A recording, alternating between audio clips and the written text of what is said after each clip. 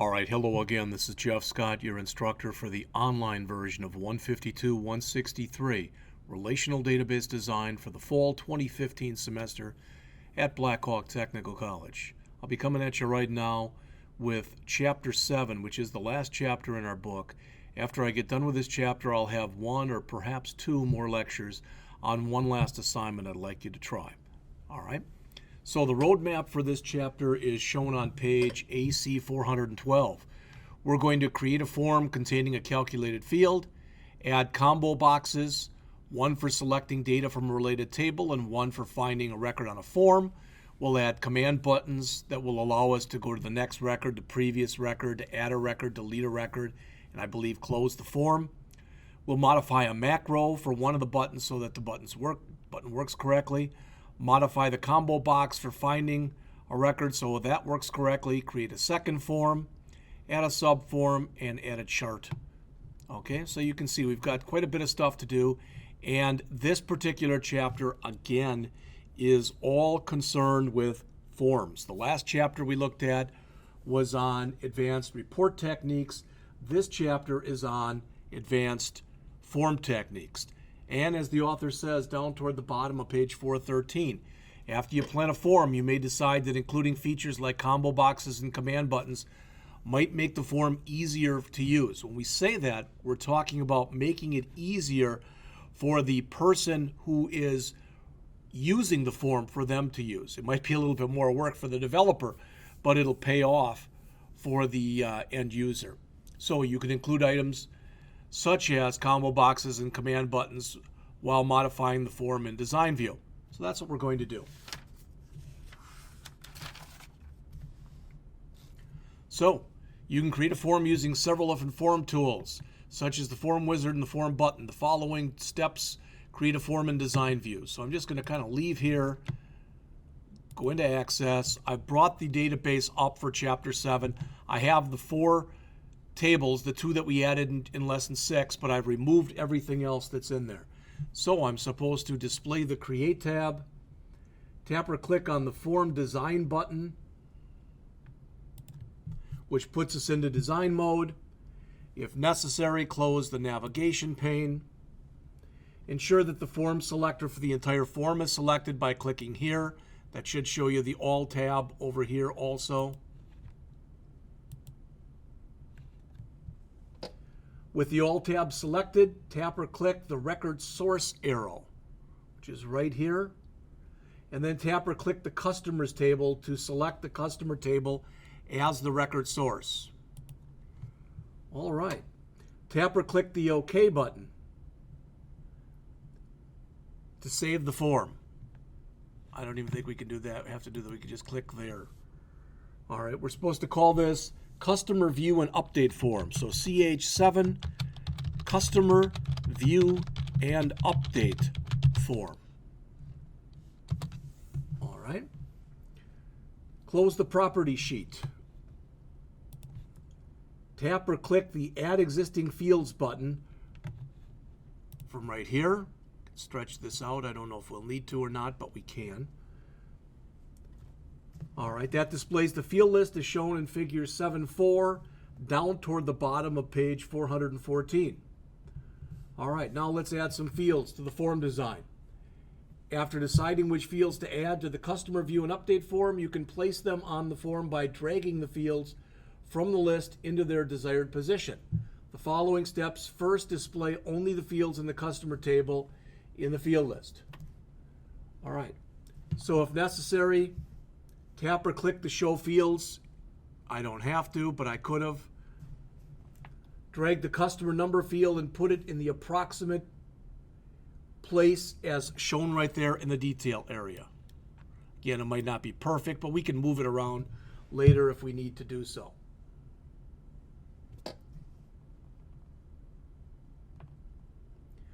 We don't have CU in there anymore. We've got actually customer number, so that's fine.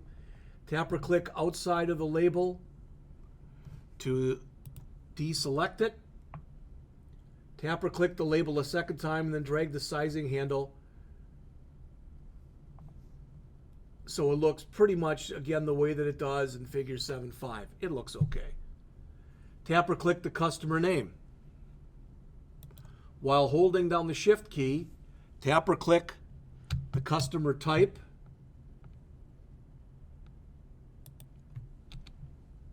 And that allows us to show or use multiple fields.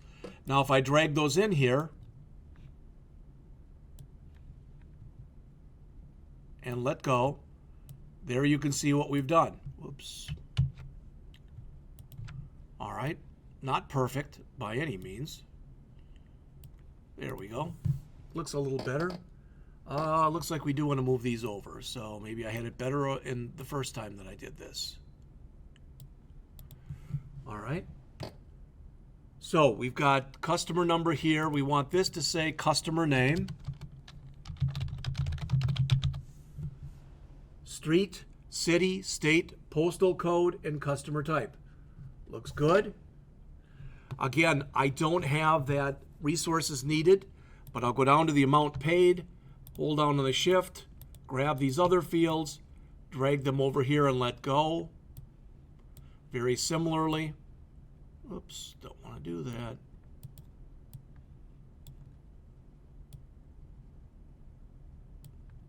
All right, is this perfect? By no means is this perfect, but it's a start.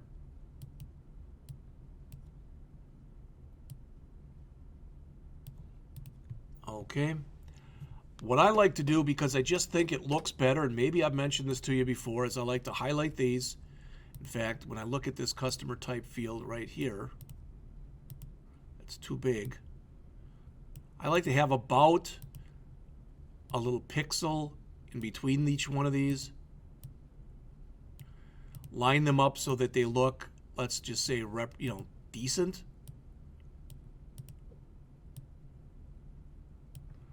All right, now it's pretty well lined up. I'm going to highlight this. I'm going to go over to Format, and I'm going to right justify. Let's even bold them right away, okay? Looks maybe a little bit better. Same kind of thing in here. In fact, let's highlight all of these.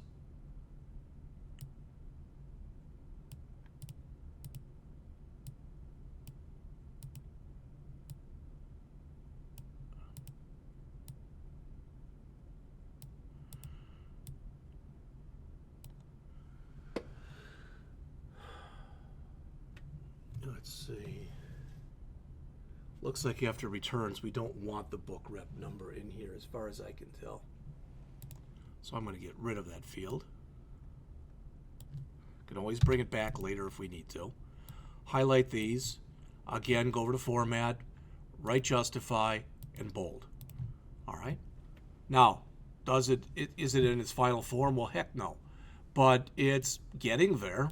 It doesn't look terrible right now. In fact, let's go over and take a run at it and let's see what it looks like. Again, I've done almost no work thus far, and you can see that I've got a form that at least looks acceptable. All right.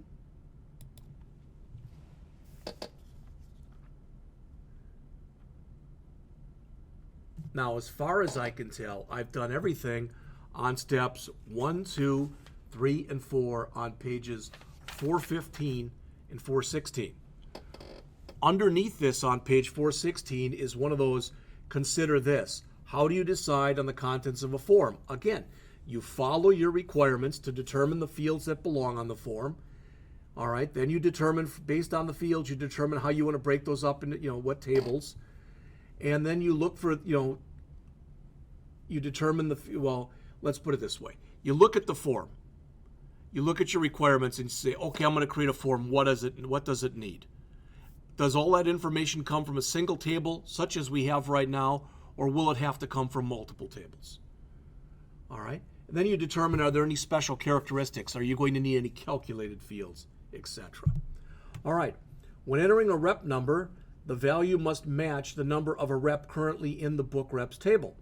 To assist the users in entering this data, the form will contain a combo box. A combo box combines the properties of a text box where you can type things in and a list box to show you what you currently have. With a combo box, the user can either type the data or click the combo box to display a list of possible values that are in the list. If you have determined that the combo box displaying values from a related table would be useful, you can add the combo box to the form using the combo box tool in the control groups on the form design tools design tab. All right. So again, I'm on page 417. Tap or click the design tab here, and again, that brings us up our tools. Plus, we've got more if we click down here. All right, and the one that we care about right now is our combo box. So it says make sure that the Use Control Wizards is selected. It looks like it already is. Tap or click the combo box tool and then move the pointer and put it down pretty close to where they show it in the book, which looks like about, under customer type, about down there.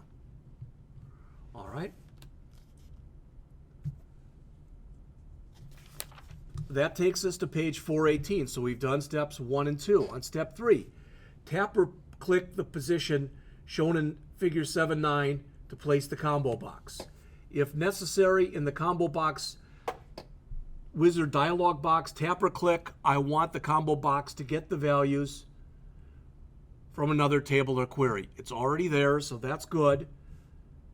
Tap or click the next button. All right. And then tap with the tables button selected. Tap or click the table book rep. Tap or click the next button. And as you can see, that displays the combo box wizard screen. Tap or click the add field to add the book rep number, just that one.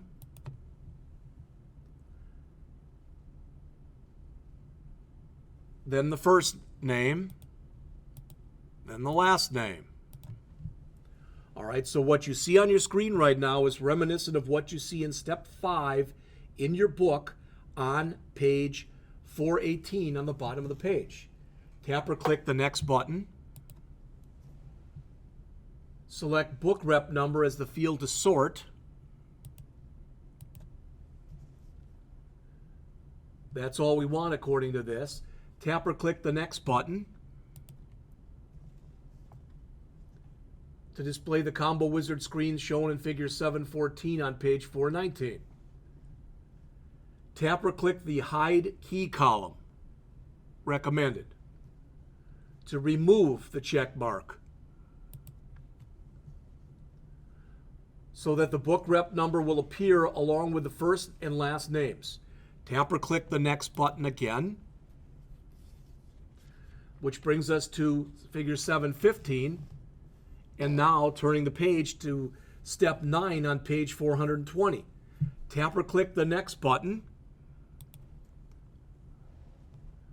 Tap or click the store that value in this field. Because you want the value the user selects to be stored in the book rep number field, tap or click that. Then tap or click the book rep number. Tap or click the next button. Type book rep number as the label for the combo box, and then tap or click finish to put it into place. And there it is. All right. Again, is it in exactly the right place? No. It's okay, though. It looks fine. Save your changes to the form. All right, that's steps 1 through 11 on pages 417, 418, 419, and 420. All right. It says you can use the background color. I'm on the bottom of page 420 on the form design format button here to change the background color of the form. Tap anywhere in the details section but outside of the controls. Display the Form Design Tools Format tab. Tap or click the background color arrow under the Format tab in the font group. Tap or click the light gray 2 color, the first color in the third row under Standard Colors. The author says if you want to, you can try other colors, to see what you like, but I just did steps 1 and 2 on pages 420 and 421. All right, now let's take a look at what we've got. There's 42.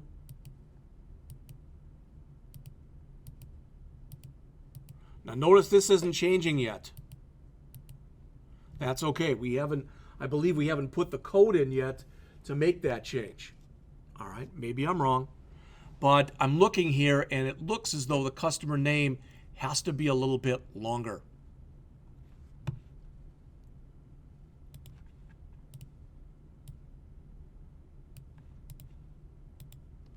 That looks a little nicer. All right, again, as mentioned previously, by no means is this perfect. All right, but that said, it's getting there. It's coming into shape.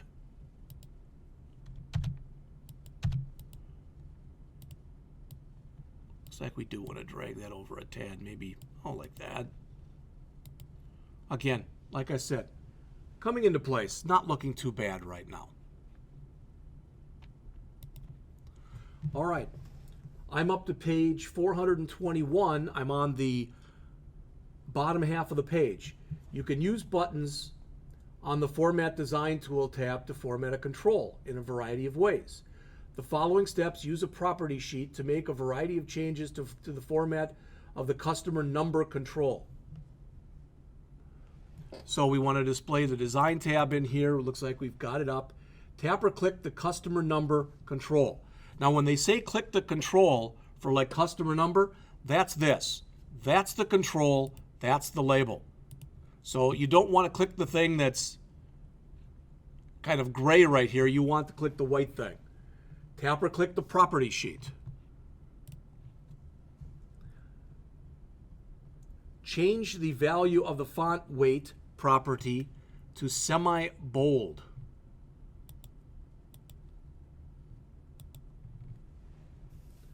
Change the value of the special effect property to sunken.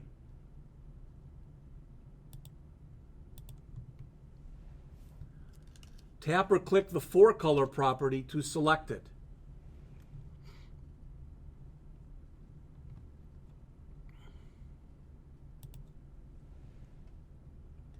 Then tap or click the build button, which is the ellipsis or the 3 dots as they mentioned right there. That displays the color palette shown in figure 719 in your book, again, down toward the bottom of page 421. Tap or click the dark blue color, the second row from the right in the bottom under standard colors. Second row from the right on the bottom of standard colors.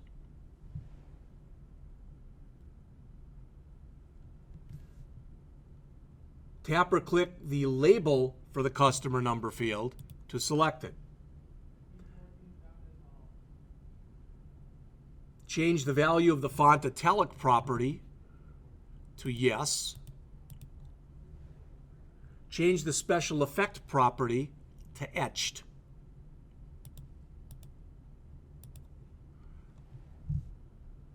Close the property sheet. Now let's save this and let's take a quick look. And you notice our number, it's got the sunken look and it's blue. Okay, and you see that it looks a little bit different. Hopefully this is getting to look as it looks in the book on page 422. Now the author says once you formatted a control and it's labeled the way you want, you can format the other controls in exactly the same way by using the Format Painter. We've talked about this before, that Format Painter is the paintbrush right there. Notice it says, like the look of a particular selection, you can apply that look to other content in the document. You select the content with the formatting that you like, you click the formatting or Format Painter, you select something else that you want to automatically apply the formatting. To apply the formatting in multiple places, it says there, double-click the Format Painter. So I'm on the middle of page 422, and I'm going to do the steps on 422 and 423. Tap the customer control to select it. then double tap or double click the Format Painter button. Point to the customer name control. Tap or click it. Do the same to all the other controls.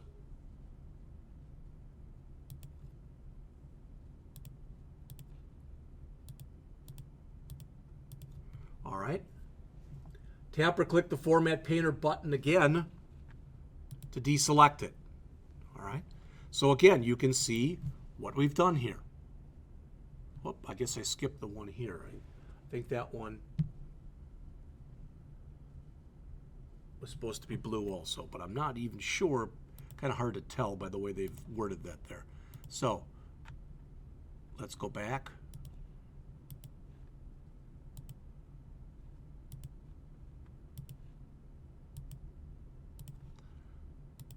All right, now it's all that color. Okay.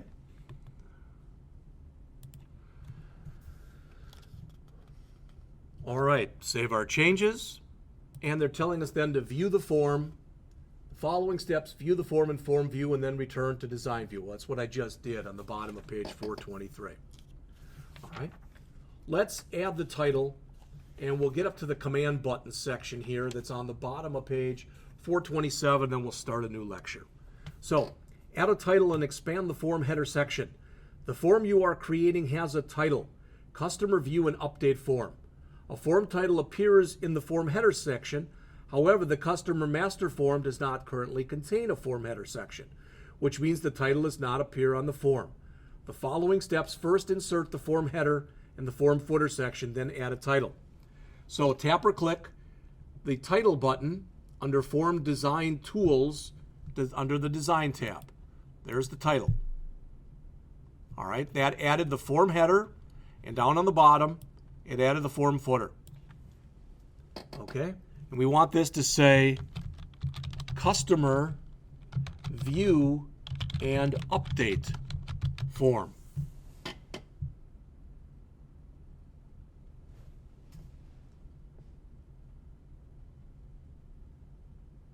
Drag the lower boundary of the form header section down to the approximate position shown. So for whatever reason, they want us to drag this down now, so it looks kind of like that.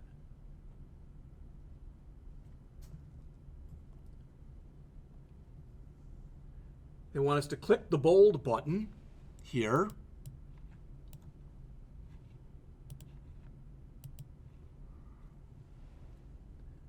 Drag the sizing handle so that it appears pretty close. It's not bad right now, and if I want to, I can even center that. So we can change the background color. I'm on page 426. The background color right now is the same as the rest of the form. The following steps change the background color. So tap or click anywhere in the form header, but outside of the controls, to select the section. If necessary, display the Format tab. Tap or click the background color palette again. You've seen this before. Tap or click the light gray 2 color, the first color in the third row under the standard colors. Save your changes. All right, so hopefully what I've got here is looking at least somewhat, okay, like the way that they show it in the book. Now, if you notice here with this whole section, that looks blue. I'm not going to worry about that. All right. Headers and footers, just like reports, you can control whether your forms have a form header or a form footer. They go together. So if you have a form header, you'll have a form footer. If we don't want a form footer like right here, so if we go back to design mode and we don't want a form footer, we can just take this and drag it up all the way. Then in essence, there. In essence, we don't have a form footer. Okay. So that's how you remove one. You can add or remove a page header and footer, and they show you that on the bottom of page 426. They show you how to remove a form header or footer on page 426, insert a form header or footer on page 427, and how to insert a page header and footer on page 427. Same thing with images. All right, I'm going to stop the lecture right now and then start with the next section, which is command buttons, in just a couple minutes.